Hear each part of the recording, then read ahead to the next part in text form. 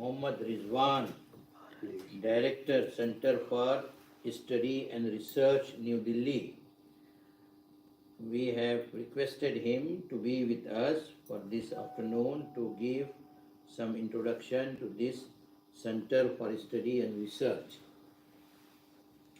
Let me introduce to you Dr. Rizwan, who has done PhD in biochemistry. Currently, he is a guest faculty at Department of Biotechnology, Jamia Millia Islamia, a known university in India, and also holds the chair of Deputy Director for Center for Study and Research.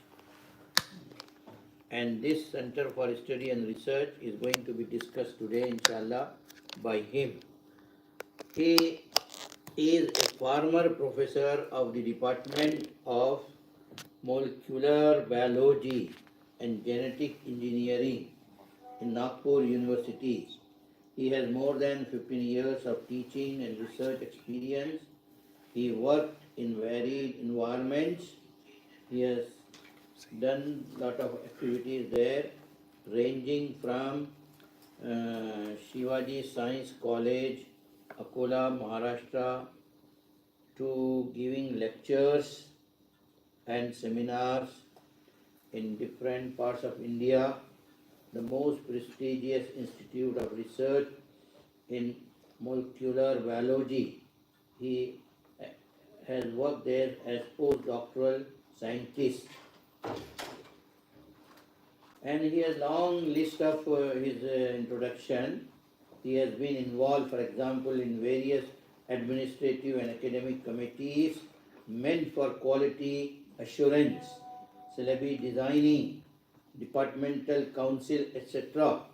for undergraduate courses in life science of Jazan University.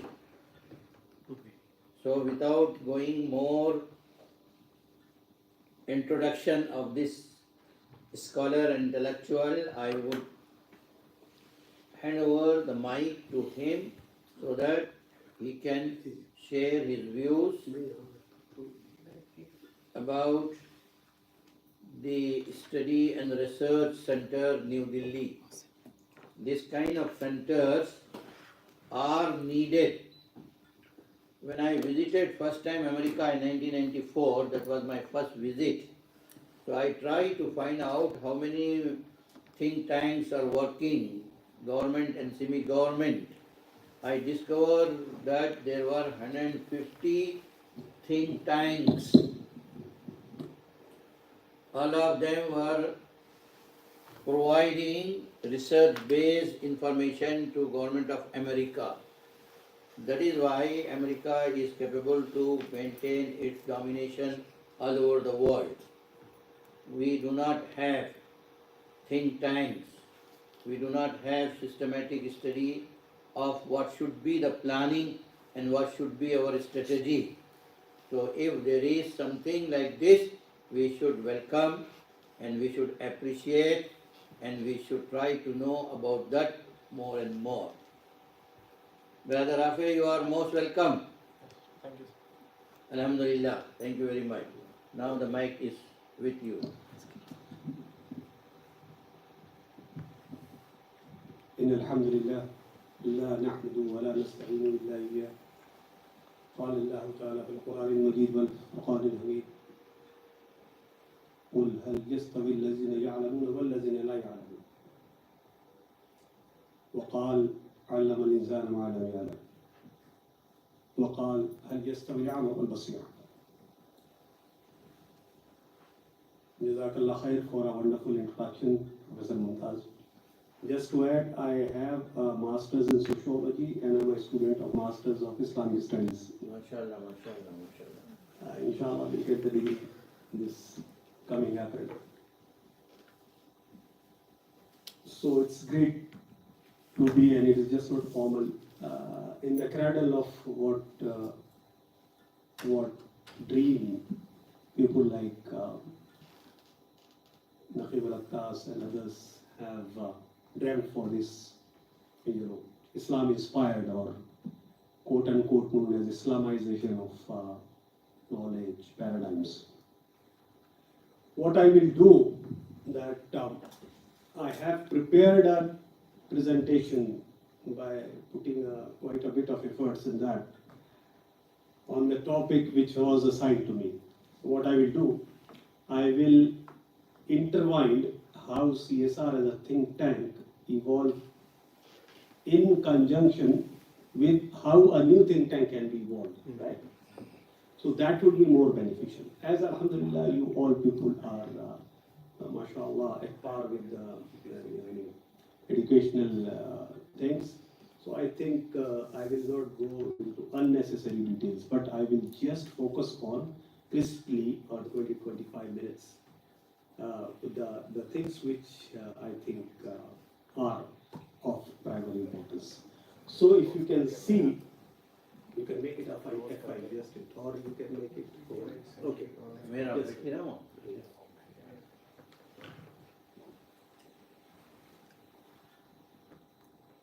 We'll go to the downloads. Yeah. Open them. Yeah, close this window and then go back to download that. Go direct to the download. Not there, No, not close there. from here Actually, first. to the through the folder. So in the Yeah, PDF. folder. It's there on the desktop. Desktop is there. Yeah, Malaysia. Where? Yes, the fourth line में नीचे. Yeah, here. Before word. Yeah. Yes. Okay, now close. Yeah, this one. Yeah. Okay, this one. Okay. So,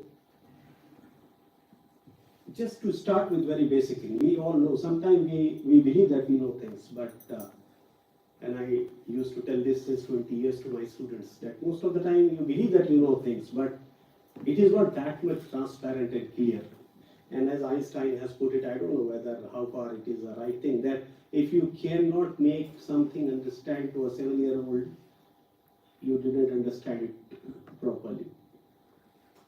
Just to give a primer, generally the Eurocentric definition of think tank is something like this. It goes like, think tank is essentially a policy research institute, independent of corporate, state or other interest. Okay, so that is the classical Eurocentric definition when think tanks were started to evolve.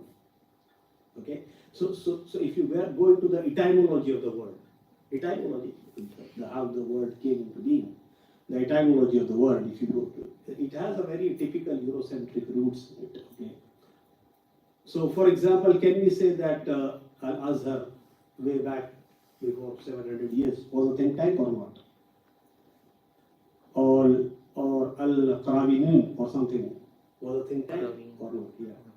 So this is a very peculiar point. Like when you come to the Eurocentric terminologies, this becomes of paramount importance. What exactly a think tank? So today we understand think tank in a very typical lens. Okay, so that has to be kept in mind. Although it doesn't make a very big difference, but it does make a difference as I come to later on. So think tanks vary in size, legal form, like if you take CSR. So we are in between a mid to a large kind of a think tank. Just started.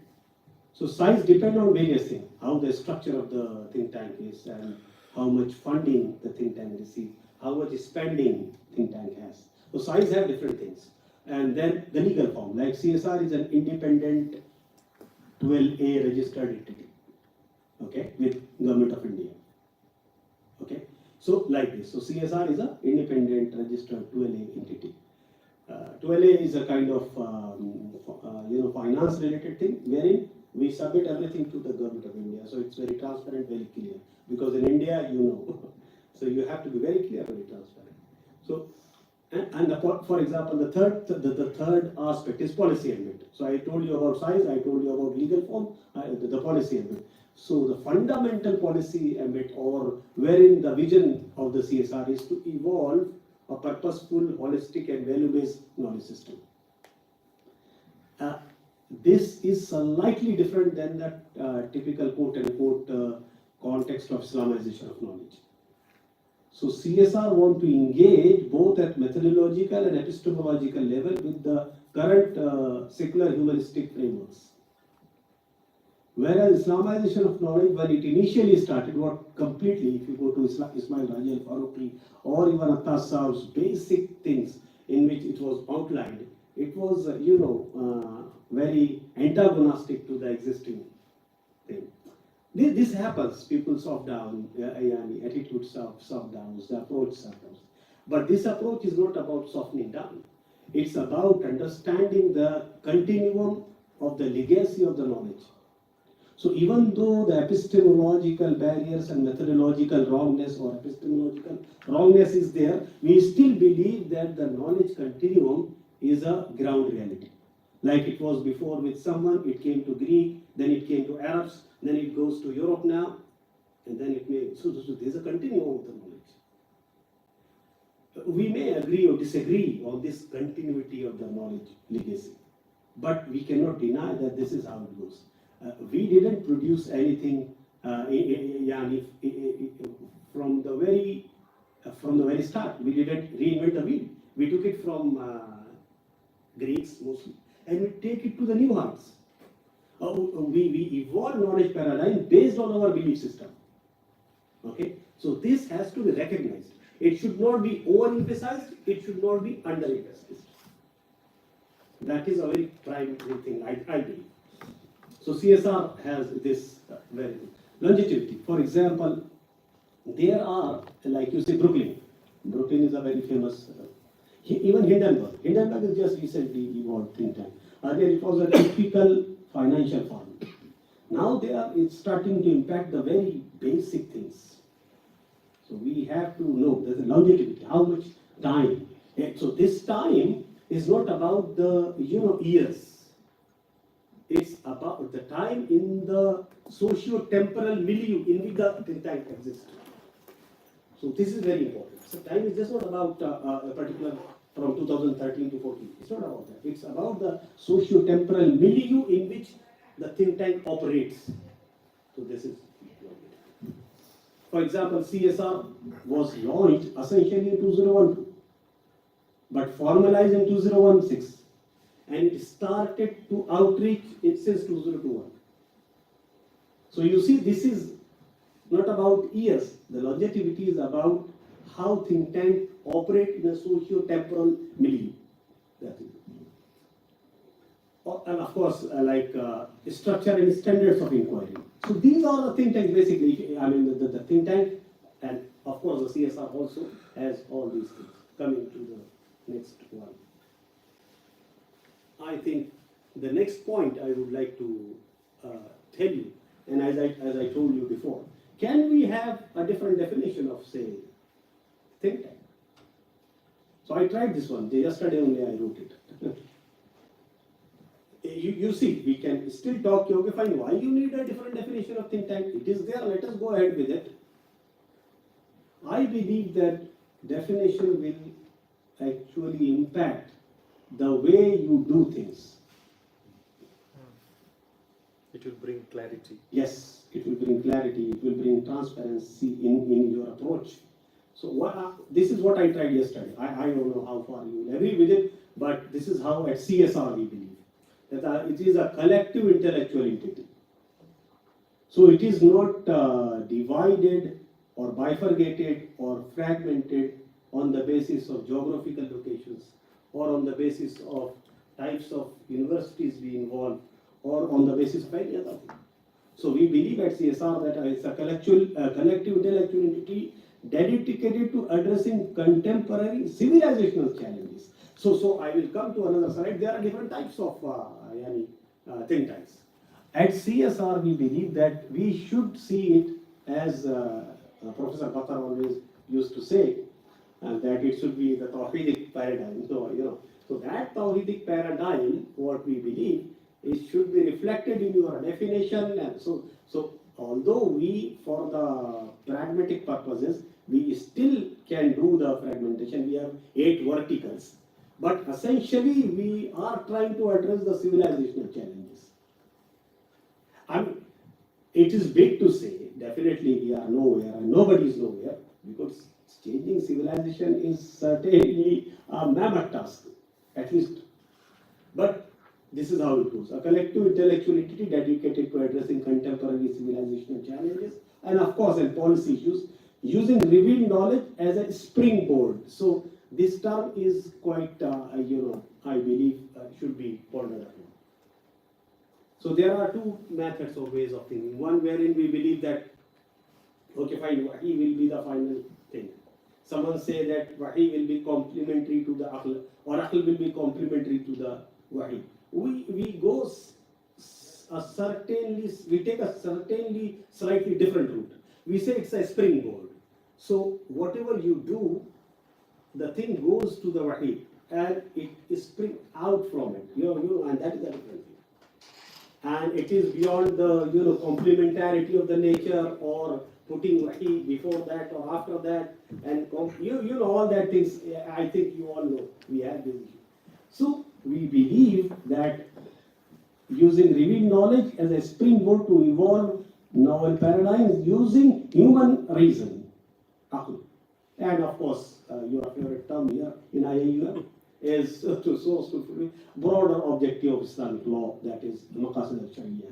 So this is what I believe Islam inspired definition of that may be.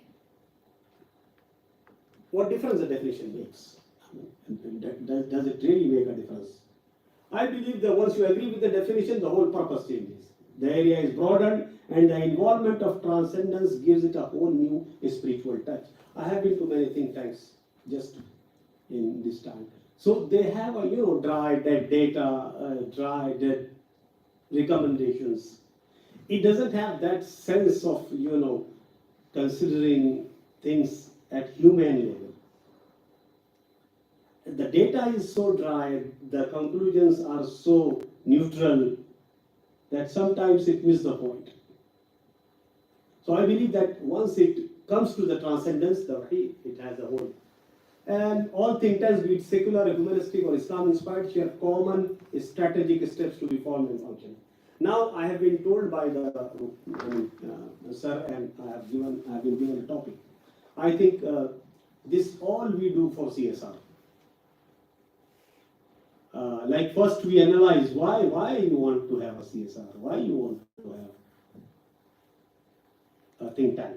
As Nasser was telling in his introductory word, the first thing in the Indian context we want is to document, to prove, to address, to make the world know through data at all the levels, social, political, governance, the marginalization. Now we may differ on the the structuralist and non-structuralist approaches to marginalization.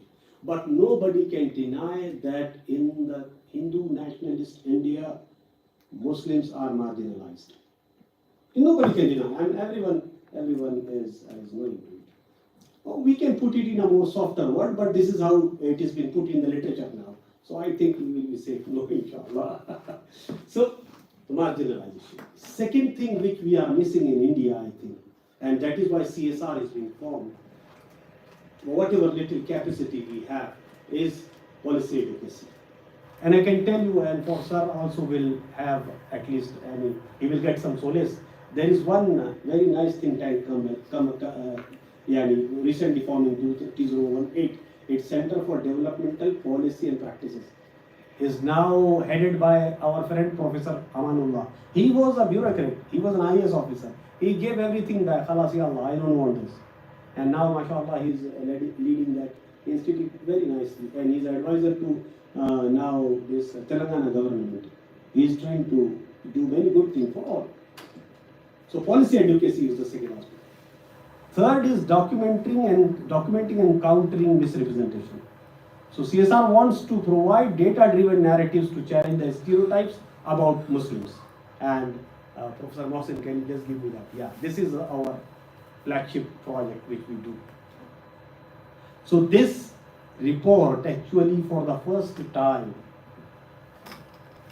shown that whatever propaganda the right wing is falsely accusing to the Indian Muslim managed institution, be it Aligarh University or Jamia Millia Islamia or anything, we proved for the first time data driven that more of the non-Muslim student study in the Muslim managed higher education institution.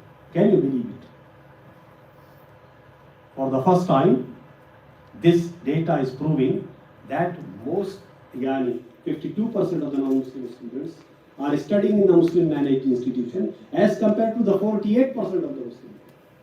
The second very revealing thing comes with this report is that the non-Muslim parents are sending their girls more to an Muslim institute than a non-Muslim institute for the safety reason. Can you imagine? This is so. We want to tell the world. We want to tell the world through data. CSR want to tell through data that the data-driven narratives to challenge stereotypes about Muslims. They say that okay, fine. Aligarh University, it is for Muslims. Jamia Millia Islamia, it is for Muslims. Jamia Hamdan, it is for Muslims. Okay. Some good colleges in Hyderabad, many great colleges, some might be doing. Those colleges in Hyderabad they have more non-Muslim populations. We believe in the unity of the Adam and humanity, right? Inshallah. As a Muslim, we believe that Al-Khalqu Allah, right? But whatever the discrimination is being put up by the human beings, we are countering and telling the people that Muslims, on the other hand, are doing something different than what they are stereotyped of. Of course, CSR want to address the socio-political cultural issues. And we cannot do it in a big way, but at least we can read 21st century India, a changed India. And we are not giving it a biased look. We just want to read India what it is now. We just want to, CSR just want to read India what it is now. Okay. And then, of course, we want to link the Ummah throughout the world. And this visit is for that only. So we link Indian Muslim with the global Islamic intellectual efforts for mutual growth. So Malaysia is one of the biggest hub for that. Then now it's emerging Turkey. In earlier times, just recently it was Indonesia. The intellectual effort.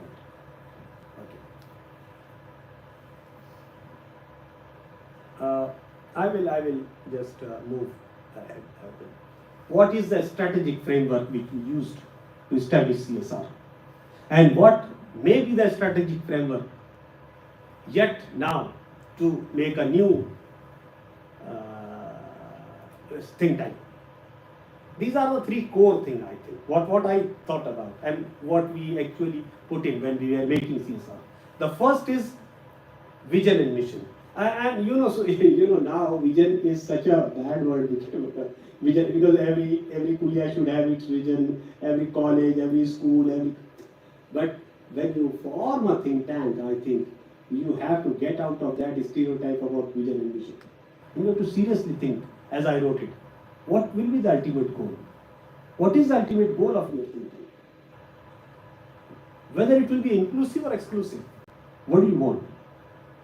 Like at CSR, in the recent executive meet, we decide that even though our focus is, inshallah, Islam-inspired thing, but we will accommodate indigenous epistemologies. We will make a coordination, interaction. The better term is interaction with the East-inspired epistemologies. That doesn't mean we will exclusively, forbade the existing paradigms in Western secular humanistic approaches. So CSR in that sense is inclusive. That doesn't mean we are welcoming everyone. So what is part is not matching with us, we leave. What is part matching with us, we take. So it in that way. So we have to find out what the vision and the mission, what will be the ultimately goal, whether it will be inclusively or exclusive, whether it will be restricted or not unrestricted, whether you have the room for others to accommodate or not, and whether it will be domain specific or broader. Like CSR has a broader connotation. We have 8 verticals and so on. The second aspect, I think, before forming a think tank, and what we also thought was its core objectives.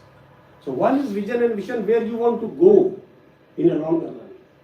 The second is what you want to do at present, how you start, on what way you want to. So vision and mission is the ultimate actually destination, and objectives are just milestones to that vision and mission to achieve. So whether you will do only policy advocacy, as most of the think tanks do, whether you will do only action research, whether you are trying to impact knowledge paradigm as in CSR, or whether you want to do intellectual revivalism through Islamic epistemology. CSR wants to do all those things. So we divided into two. On the one hand, CSR is more interested in the deriving novel epistemological framework. On the other hand, we are doing some policy studies or some action research like this. So you see, CSR or any other think tank, if you want, have to go decide whether it will focus on policy advocacy alone, or it will focus on evolving epistemological frameworks, or it will do both. So this is the second core objective, which will start from here. And third, which is quite difficult to navigate when you don't have much money, is making governance model or structure. So at CSR we have our chairman and then the director. Chairman is a kind of spiritual guru who will tell us how to go and about, and the director is all the executive, which he will take all the decision, which academic projects to be finalized, which conferences should be organized. Then we have 8 councils. Now it is increased since 3 years to 11.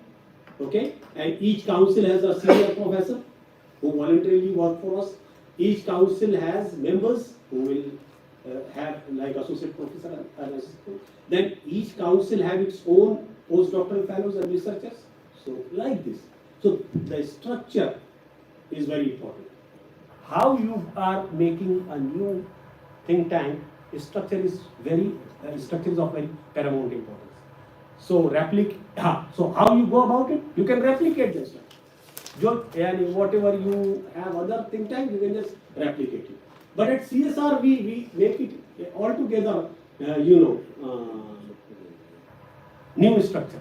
So if you see at CSR, whatever structure we have, it is not found in any of the existing think tank.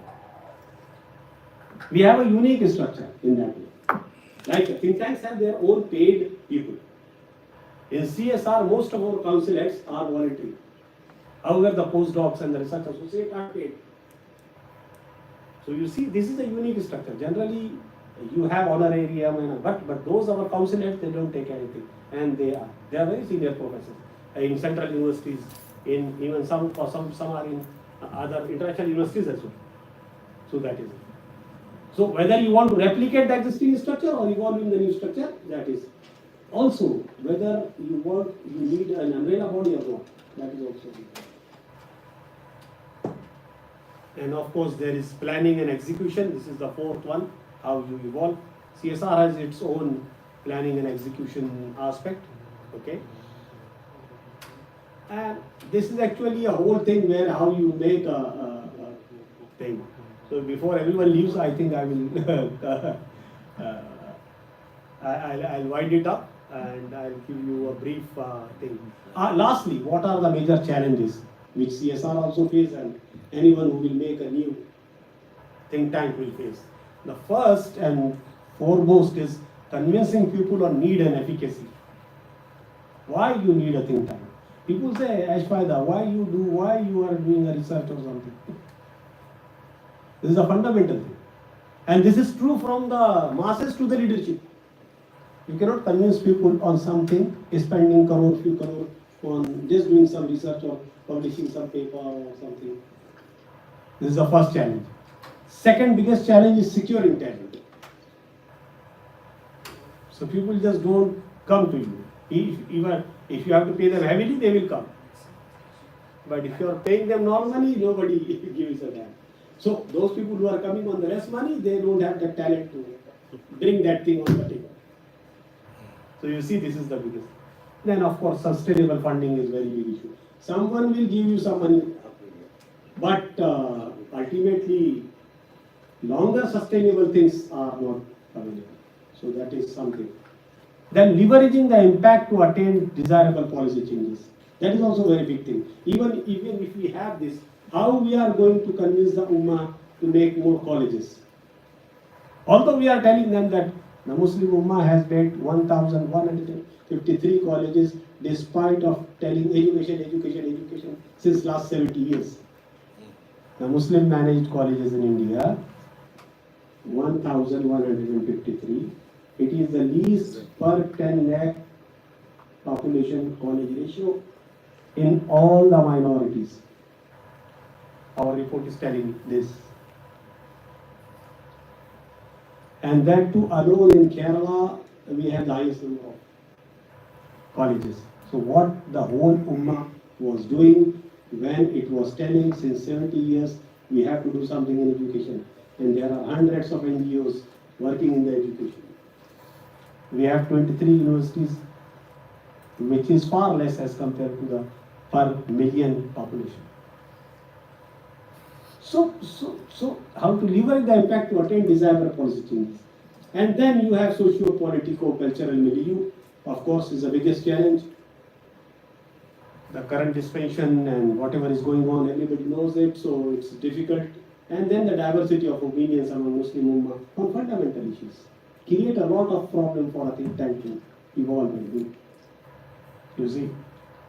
So I believe these are the major challenges. If someone wants this to make a new think tank, he can use this PowerPoint presentation, I believe.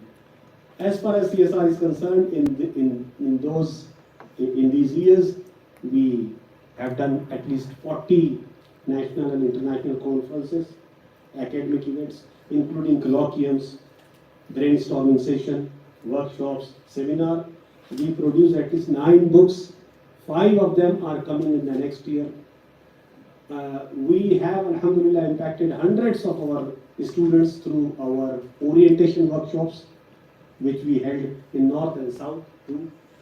Alhamdulillah, CSR has, single-handedly, I believe, has evolved a paradigm of Islamic psychology in India, and now Islamic psychology is in the course list of Aligarh University. You can opt it as a subject. We have considerably done intellectual activism in Islamic economics. So all our 8 verticals, political science, sociology, economics, sociology, gender studies, Islamic perspectives in bioethics, Islamic perspectives in disruptive technologies. All of them have certain, workshops, programs, and everything. And now we are more focused on international peer-reviewed indexed publications. Since 2001 to 2024, we already published 6. So that is a bit good ratio when it comes to social sciences, because in your social sciences, we have 6 monthly journal or something. Unlike the physical sciences, we have monthly journals.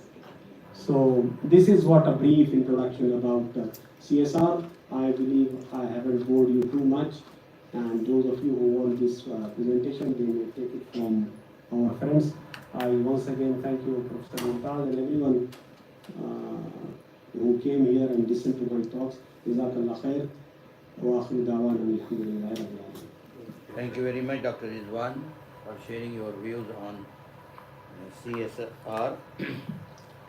This program is organized on behalf of the Department of Usuluddin and Comparative Religion. This is an official program to welcome our speaker, to value his visit of Malaysia. International Islamic University stands with him, and we all are here to extend our support for your work in your country. And before I go for some other things, I open the floor for our participants to make some comments or raise some questions. Then after that we can have some more discussion. Yes. Okay, can you start, Dr. Mohsin?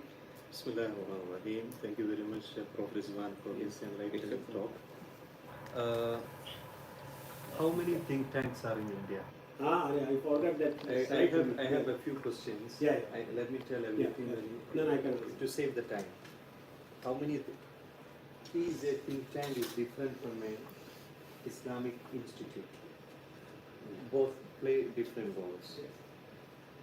Secondly, in your definition, you say in order to address contemporary challenges, contemporary civilizational challenges. I wish to see the word futuristic also, because a think tank not only addressing the contemporary world, rather it should be looking forward to see the number three, third question. Will you remember all my questions? Yeah, I will remember. Third question, where it made results. We have a think tank, for example, in New Delhi or in Hyderabad, where we can see the impact of having a think tank in that city. Okay? Then you made a survey checking the. Is there any chance to make another survey to check the quality of that institutions? It is sensitive, but what we can do through alumni. Yeah. Look at the alumni, what they are doing, how they're performing. It would be really good. You mentioned about the sustainability. Yeah.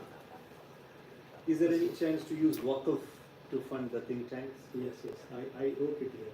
Because I left many things, so many of the answers. Oh, done? One more question. I mean, if we have time. So thank you very much. I am so thankful to Professor Mohsin. The question says that someone has listened. So if you attend audience and if you have no question, then Everybody you are just going to. Representing them only. So I think I missed many things because of the thing. So first and foremost, the first question. Yeah, how many? We do not have any data. How many think tanks are there in India, Muslim think tanks? I will give you a very interesting thing on the think tank till 2014 in India, we are having 182. That is a think tank organization with all those things. So I have the reference for that. How many? 182 since until 2014. Now it is 602 think tanks. What does it say? It says that since 2014, a certain party came to the power and the political atmosphere is now more conducive to form think tank. So this is first. Ironically, we do not have any data on how many Muslim think tanks are there. So I can give you 5. iOS is, of course, Alhamdulillah, but is 18 now. Mazur Saab's iOS. We have the connection with them. Number 2, Impar, there was something. But it was completely politically motivated, gone, no website now. Then you have Muslims for Progressive Values now. Just like in USA, you have IMPA, something like that. Okay? So, they are nothing. And yeah, these 3, 4 are the only you can count. Rest, there's a That means we cannot include the Islamic colleges to this. Generally, the definition of think tank in a typical Eurocentric way, or the existing definition, I think we may not. But if we agreed upon to the definition what Islam is practicing, we are there. So this is what should be used. Endowment is what. Now everyone might be knowing that Harvard is no more asking for money to the US government. For the first time, just 3 years back, Harvard has surpassed its budget and is in plus, even if the US government doesn't fund it. I think it is from very beginning. Yeah. Based on alumni organization funds. Waqf. Yes. What can be used here? What can be used? No, I mean, I mean, yes, Waqf can be used. But I mean, who will die of that? yeah, that is my question. You have to influence the Waqf bodies for that. So this was the third question. But Prophet, what was the third question? I mean, it was where, I mean, in Delhi we have a think tank. Yeah. How it makes a difference there? Yeah, okay. So to see the difference, to see the impact, you should have certain time. Like recently, CSR in collaboration with another organization is making a ground level survey on how Muslim access to healthcare and education in the government. And then, the survey itself will take 2 years. And then we will do the policy recommendations. And then, who knows whether it will be, as I told you, the leveraging of the impact. Even though when you generate data, we don't know. So, it will take time, I believe. But we are, many people, including us, are on that way. So, this is the another question. I have Any more, other but we question, can- any other comment? Yeah, Yes, please. Brother Rafi. Thank you for the presentation. My question is specific to your experience with the government of India. Your engagement with them. How has that been? Are they sympathetic? Are they open to your ideas and whatever you have presented? Or is it more in line with the political rhetoric that we find, like political electoral rhetoric online or on the ground? Yeah. No, it's the second way is the right. Okay. So when we approach to TIS, for example, and they say, okay, fine, even now goes to the, okay, fine, you have, okay, we will let you know. However, our focus was very clear. We were trying to document and do a program with TIS in the Muslims of Mumbai who are displaced in the aftermath of 202 Godra pogrom, aftermath of that. They say, okay, it is a good topic, but because anything which is against the something of the dispensation, they will not entertain it. But directly they will not come and knock our door and what you are doing. That is not an issue. But in a certain ways, yes, there are issues. So if I can follow up on that, if the approach is antagonistic towards direct approaches, are there any indirect approaches that can be leveraged or tried to reach the same conclusion? Yes. We have changed the strategy in a way that now whatever you want to do, we sometime we approach to the concerned department and tell them you do it. We will fund it. But that too so far is not materialized because now everyone is afraid of funding. You don't believe in the current academic scenario, even if you go to certain department and you say, okay, fine, we will take the whole responsibility finance, let us do a seminar. Like for example, recently, in Madras University, we approached for Muslims in India. That is what was the thing. And we invite everyone. But then the Vice Chancellor at the final level told that as we have some administrative difficulties, right now we will not be able to entertain. However, in the next academic session, we will entertain. So, entertain, we cannot, azan is bad. So, but that is also. But on the other hand, there are instances also wherein it was smooth. Like in Jamia Millia Islamia, it was smooth. Like in Maulana University, it was smooth. So it depends on many things. So like when you grow very big, then of course there is a direct chance of confrontation. But at certain level also. So there are both instances. So I think as a scientist I should put both the things. This Center for Study and Research was initially started with what objectives? Are you following the same objectives or you have brought some change and now you are focusing more and more on Muslim and their issues, especially the educational issues as this report suggests? Yes. So Center for Study and Research was initially what was envisioned, it is still there. We just add the component. It is not that we left it. So now in the previous executive meeting, it was decided that we will focus on both arms of this thing. One will be such things and the other will be the epistemological approaches, all that Islam-inspired sciences. So, Alhamdulillah, we are still with the same vision which we started. Rather, we add more things to it, as nobody was doing it. So what was done in that original mission or vision. Yes. Because I remember in 2012 Yes. Yes.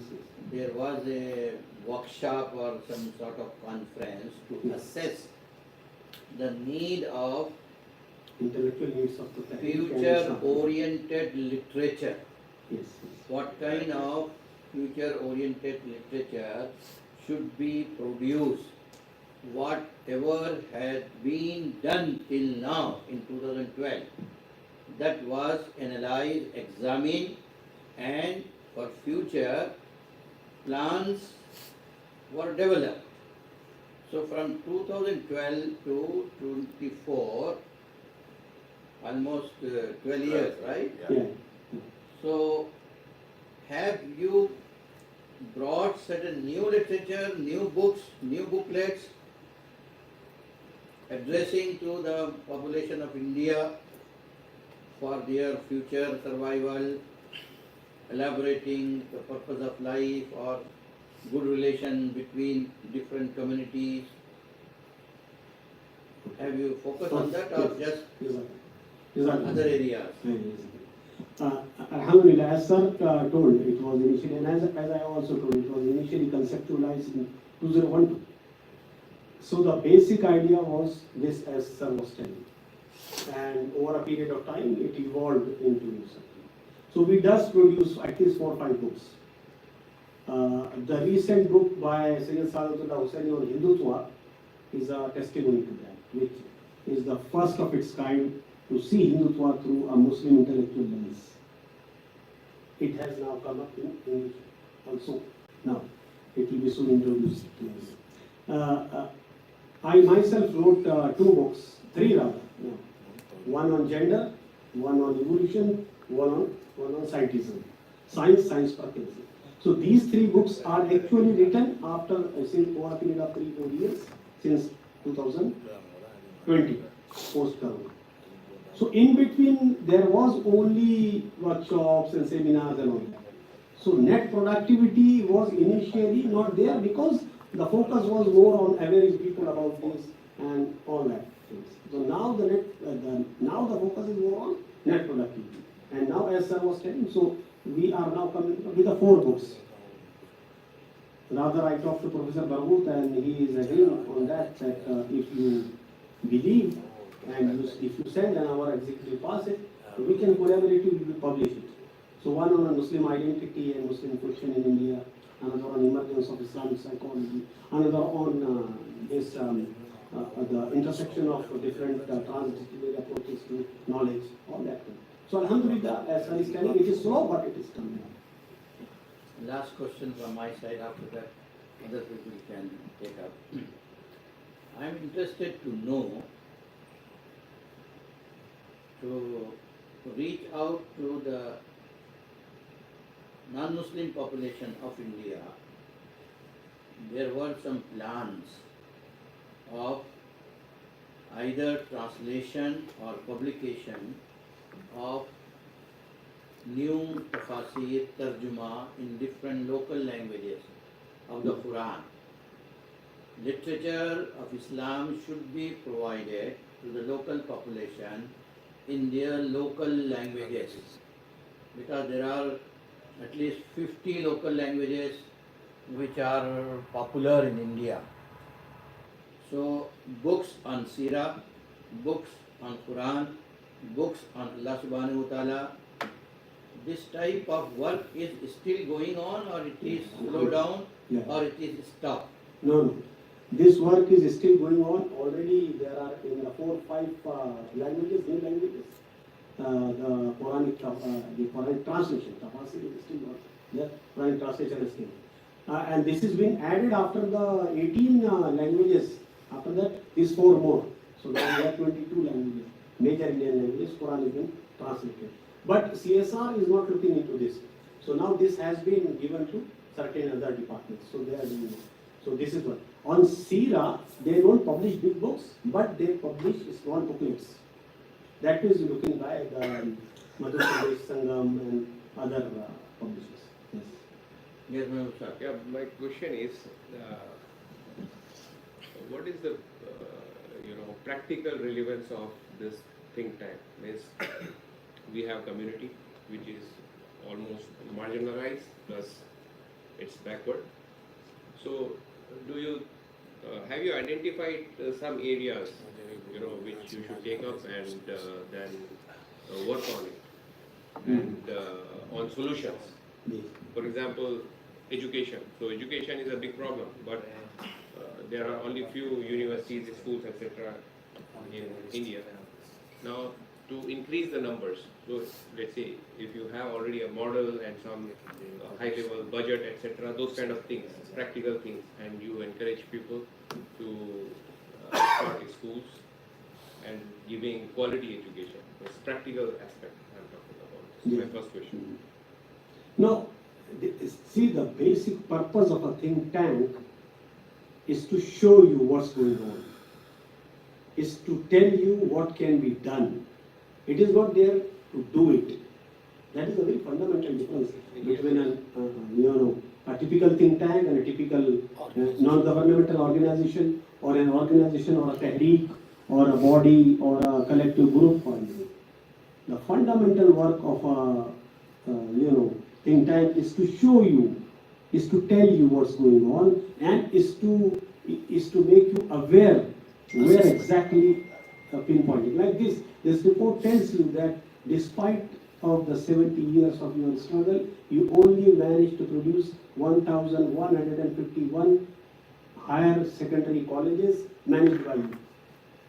Now it is up to the Ummah to see how we can take in 10 years, make a 10 years plan, how we can make it, for example, 2,000, or as per the minimum 1 million benchmark. It is a benchmark that you should have these many higher secondary colleges per 1 million of your population. So we cannot do it. We will tell you where and how. There are hundreds of organizations. They should take it and should take.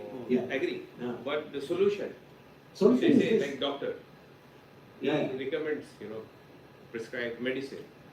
We give this is solution a- by telling the severity of the problem. Actually, that is, They at least diagnose. yeah, we give So diagnosis. because this one is one of the problem when Islamically we look at this issue. So in my personal experience, one of the big problem is solution. Actually, I think the things are even more complex. I mean, when people take up even with the solution also, the lasting things are also an issue. Like, they will not last for a long time. So, longevity is a big issue. Okay, any more? Anything? Yeah. And then one more thing, a small question is regarding you said there are only few. So, but do you think it is possible to make a think tank at a smaller, let's say, district level? We can. And you connect, and then maybe you will have larger data and Yeah, More focus. More focus. more focus groups. Yeah. We can. Yeah. So can we say, going by the definition of think tank, can we say Islamic thought is an example of Islamic think tank? The institutions of Islamic thought are also think tank. That's the question. Not all. Redefining the Yeah, not all, but maybe some. Not all, but maybe some. Like as I told you in the very beginning, and that is our question. It is up to everyone. It is open. That we go beyond the Eurocentric definition and think about how Islam-inspired definition of think tank may be. So as Mohsen sir was also telling you. So we have to think on our own, and everyone is open on this. I believe that there are certain institutions which may serve, like the consultative body at local level which decides on various khutbah, may be considered as a small think tank which gives direction to the public. This is one responsibility. Okay, what advice or strategies can you give us, we as Nigerians? Presently, we are experiencing what we call pagan resonance or pagan revolution. the pagans started, rising up, challenging all the Islamic values and all of that. So what strategies can you give us in order to establish this kind of think tank? So first and foremost is to collect like-minded people in whatever capacity they are. Like those who think like what you are thinking. That is the first step, the first strategy. You collect such people. They may be educationists, they may be engineers, they may be scientists, they may be even none, but they have heart for Ummah. They may not be academically very rich, but they have a heart for Ummah. First strategy is to collect them. Second is to agree upon a common minimum program on anything. In Nigeria, whatever, if you want to do on educational front, or on thinking front, or in the medical one, or in the uplifting of the economic status, anything. So the first one is to collect the like-minded people. The second one is to decide the domain or the area they're in. The third one is to see or allocate the resource. Now Nigeria being a relatively made poor country as you say. It's not poor. Yes, It is made poor. You're correct. It is made poor. So it's a made poor country. So in that way you have to think about the resource allocation. How you can allocate the resource for such activity. And then inshallah Allah will guide you further. These are the three primary steps. Doctor sir, for any think tank, in modern age crucial is the data. Yes. Okay, and data policies. So you have enforced any data policies, how to retrieve, how long to store, how to store, any repositories between the different think tanks have been created, or exchange of data is happening in a systematic manner, like corporates do. Yeah. Although we have a clear-cut policy for it, but we do not have that much data. So as far as right. So whatever we have is certain primary data, certain secondary data. It is been stored in whatever format we have. But once you big like CDSS, Center for CDSS, and CSD, and like the one in Jamia Millia Islami, they have their own policies. So we have that in mind. But inshallah, as I frankly told No, you, even we don't have no data or little data. I suggest a very strong data policy in place and focus for data repositories. yes. Okay, so the best example will be the government think tank actually. It is Niti Aayog subsidiary. not Niti Aayog. Basically, his name it is running in the name of old defense minister Parekar Institute. Okay, so we need to strategize ourselves to be competitive in that sense. So if we come up with data repositories, sometimes we as a think tank are thinking only for a specific view from the same data, but some maybe one XYZ MBA student will take that data and bring us a very whole new perspective actually.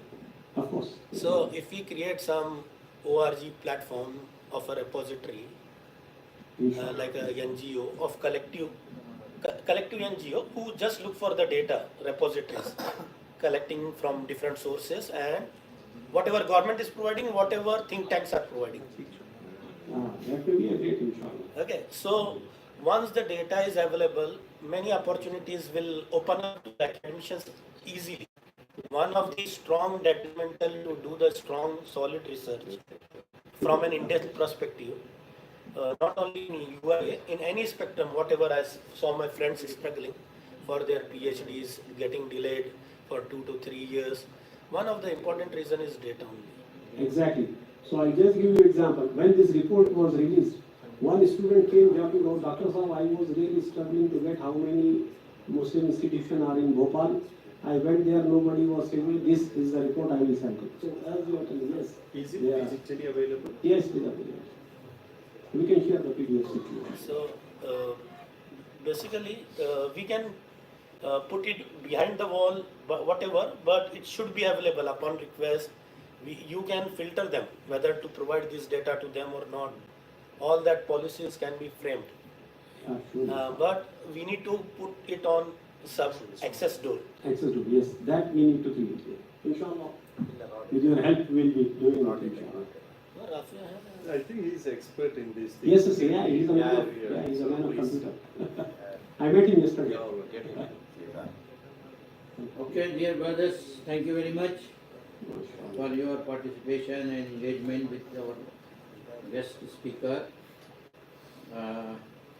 Let us officially close the session with the recitation of the Surah Al-Asr.